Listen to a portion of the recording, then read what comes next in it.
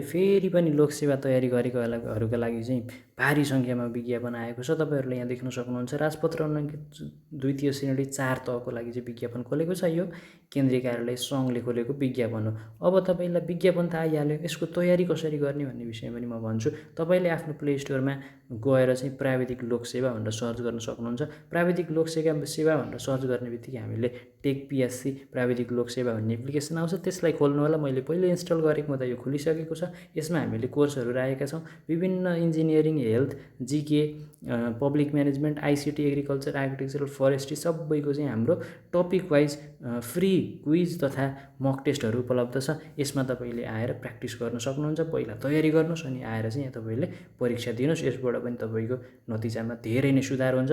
नाम निकाल्नुहोस् भन्न चाहन्छु। त्यसै गरी म तपाईँको सूचनामा आएको छु। अब यो सूचनाअनुसार के भन्न खोजेको छ त भन्दा भित्र आन्तरिक पहिल्यै सेवामा रहेकाहरूका लागि चाहिँ कार्य सम्पादन मूल्याङ्कनहरूका लागि विभिन्न सेक्टरमा चाहिँ खुलेको छ। त्यसै गरी हाम्रो खुला प्रतियोगितामा पनि हामीले देख्न सक्छौँ निजामती सेवाका राजपत्र अनङ्कित प्राविधिक तथा स्वास्थ्य सेवाका 4 तहका आप्रा खुला तथा समावेशी प्रतियोगितात्मक लिखित परीक्षाको विज्ञापन भनेर यहाँ भनेको छ।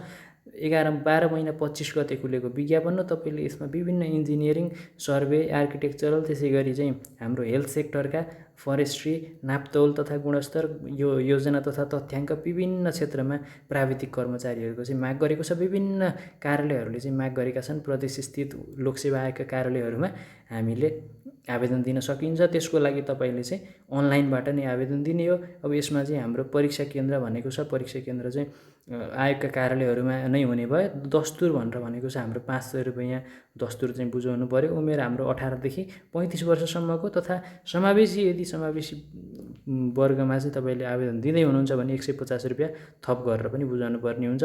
त्यसै गरी विभिन्न यसको परीक्षाको मिति पनि दिएको छ। 2083 4 महिना 9 गतेबाट विभिन्न सेवाका परीक्षाहरू सञ्चालन भएर 4 महिना 21 गतेसम्म चाहिँ परीक्षा चल्ने भनेर यहाँ देखाइएको छ।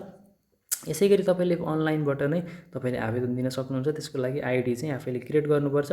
अरू बाँकी कुराहरू सबै तपाईँले धेरैलाई यो थाहा हुनसक्छ। यदि थाहा भएन, यसमा चाहिँ मैले भन्न छुटाएका कुराहरू धेरै छन्। तपाईँले यसको सूचनाहरू आधिकारिक वेबसाइटमा आएर हेर्नु होला भन्दै तपाईँको तयारी पनि राम्रो गर्नु होला। टेक पिएससी मार्फत तपाईँहरूले पनि तयारी गर्नुभयो भने पछि तपाईँलाई ठ्याक्कै इक्जाममा जाँदा सजिलो होला भन्दै तपाईँको राम्रो तयारीको कामनासहित यो भिडियो म अन्त्य गर्न चाहन्छु। धन्यवाद।